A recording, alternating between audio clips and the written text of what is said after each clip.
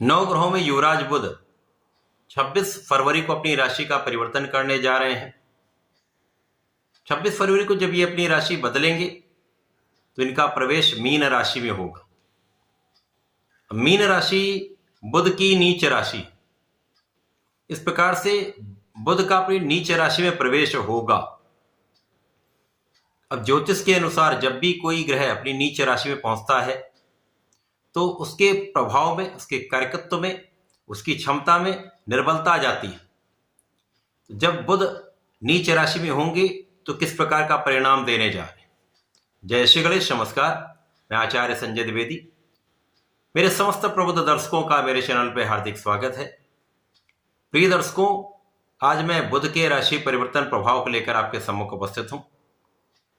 9 ग्रहों में युवराज बुध अत्यंत श्रेष्ठ ग्रह हैं। अपना संपूर्ण प्रभाव अति शीघ्र प्रदान करते हैं। इस जगत में कोई भी ऐसा कार्य क्षेत्र नहीं जहां पर बुध का प्रभाव ना हो, अथवा इस प्रकार से भी इसको कहा जा सकता है कि बुध के बिना कोई कार्य क्षेत्र संभव ही नहीं, क्योंकि वाणी के कारक, बुद्धि के कारक बुध हैं, शिक्षा ज्ञान के कारक बुध हैं, कला जगत के कारक बुध हैं, गायन वादन नृत्य ये समस्त कलाएं बुध के कार्यकत्व में आती हैं। लेखन, कैलकुलेशन, मैथ, स्टैटिस्टिक्स, एनालिसिस, इन समस्त गणनाओं के कारक बुध है। किसी भी प्रकार का व्यापार, चाहे वो छोटा व्यापार हो अथवा इंडस्ट्री हो, बुध के कार्यकत्व में आता है। जब बुध अपनी नीच राशि में पहुंच रहे हैं तो निश्चित रूप से कहीं ना कहीं कुछ समस्याएं भी हो सकती हैं, अथवा किस प्रकार का ये परिणाम प्राप्त होने वाला है। आज मैं मेष राशि के लिए बुध के इस राशि परिवर्तन का किस प्रकार का प्रभाव प्राप्त होगा, संपूर्ण विश्लेषण मैं पूर्ण तर्क के साथ करने जा रहा हूं। प्रिय दर्शकों, इस राशि फल को आप अपने चंद्र राशि के आधार पर देख सकते हैं। मेष राशि मंगल की राशि, जहां पर मंगल का गोचर बुध की ही राशि मिथुन राशि में चल रहा है। मेष राशि के लिए आपके पराक्रमेश तथा षष्ठेश का गोचर आपके 12वें भाव में होगा। जो द्वादश भाव है, 12वां भाव है, वो त्रिक भाव है।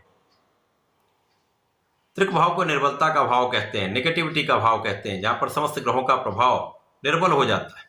जो उनका कार्यकत्व होता है अथवा जिस भाव के स्वामी हैं उन भावों की निर्बलता प्राप्त होती है। यहां पर बुध अपनी नीच राशि में होंगे, परंतु यहां पर इनका नीच भंग होगा। इसी प्रकार से यहां पर ये विपरीत राजयोग में भी होंगे। विपरीत राजयोग एक इस प्रकार से राजयोग बनता है जो आपको विपरीत परिस्थितियों में विशेष लाभ दिलवा देता है, जहां पर आपको समझ नहीं आता कि मैं क्या कर सकता हूं, किस प्रकार से हम आगे बढ़ें। उन स्थितियों में भी आपको लाभ मिलता है। तो ऐसी कठिन परिस्थितियों में विपरीत राजयोग लाभ दे देता है। तथा नीच भंग राजयोग भी इसी प्रकार का एक विशिष्ट राजयोग है, जब नीचता का भाव समाप्त होता तथा उच्च प्रकार का लाभ आपको प्राप्त होता है। परंतु ये द्वादश भाव का है तो यहां पर बहुत कुछ बड़े लाभ नहीं मिलेंगे, परंतु समस्याएं भी नहीं होंगी। इस समय में शुक्र और बुध का संयोजन बनेगा, जहां पर राहु भी होंगे, तो यहां पर त्रिग्रही योग का निर्माण होने वाला है, जिसके कारण लक्ष्मी योग भी बनेगा, विपरीत राजयोग भी बनेगा, नीच भंग राजयोग का लाभ भी मिलेगा। इस पूरे समय में आपका ऐश्वर्य, वैभव, धन संपदा में निश्चित रूप से वृद्धि होगी। आपके सुखों का आप उपभोग कर पाएंगे, धन का लाभ ले पाएंगे, परंतु यहां पर विवाद की भी संभावना होगी। तो वाणी पर विशेष रूप से नियंत्रण आपको रखना होगा। बोलने से पहले बहुत विचार करना होगा। विशेष रूप से स्त्रियों का सम्मान करें तथा किसी प्रकार के उनसे संबंधित विवाद से बचें। स्वार्थी मित्रों से बचाव करें। इस समय में आपके कम परिश्रम के बाद भी आपको आपके कार्यक्षेत्र में सफलता भी मिलेगी, अच्छा लाभ भी मिलेगा। इस समय में आपके किए गए प्रयासों से धन का लाभ भी मिलेगा, तथा यदि व्यापारिक ऋण के लिए आप प्रयास कर रहे हैं तो वहां सफलता मिलेगी, आप अपने व्यापार को बढ़ा सकते हैं। तथा नौकरी का प्रयास आपका सफल होने वाला है। जो जहां तक विदेश जाकर नौकरी करना चाहते हैं, व्यापार करना चाहते हैं, उनके लिए सफलता का योग बन रहा है। केवल इस समय में आपको अपनी वाणी पर नियंत्रण रखना चाहिए। सभी का सम्मान करें, विशेष रूप से स्त्रियों का सम्मान करें, तथा किसी भी प्रकार के विवाद में पड़ने से बचना चाहिए। यदि आप ऐसा करते हैं तो समय में आपको विशेष लाभ मिलेगा। वृषभ राशि के लिए बुध का ये राशि परिवर्तन आपके एकादश भाव में हो रहा है। जब 26 फरवरी को बुध राशि परिवर्तन करके लाभ भाव में जाएंगे तो ये इनकी नीच राशि होगी, परंतु नीच भंग होगा, जैसा मैंने अभी बताया। साथ ही साथ यहां पर राहु के साथ संयोजन बने, राहु शुक्र और बुध का महायोग यहां पर बनेगा, जिसके कारण बुध यहां पर बुध और शुक्र का महाप्रबल धन लाभ का योग बनेगा, लक्ष्मी योग बनेगा।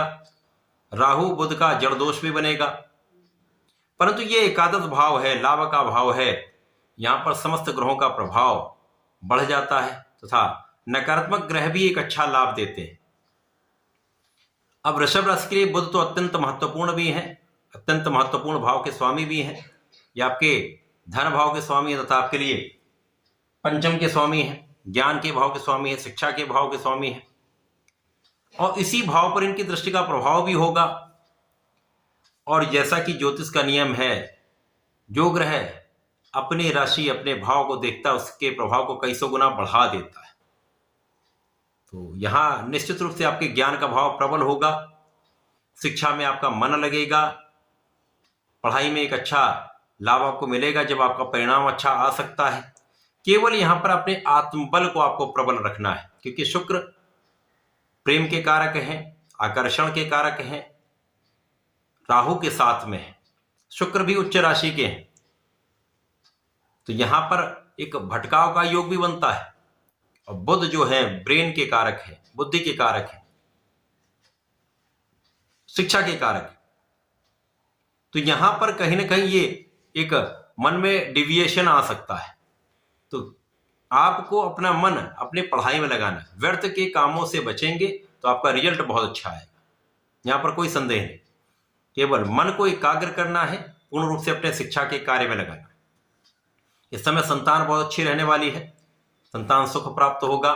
प्रेम संबंधों के लिए एक अच्छा समय नहीं है, भटकाव का है, परंतु ऐसा आकर्षण आपके मन में उत्पन्न हो सकता है, तो इनसे बचना चाहिए।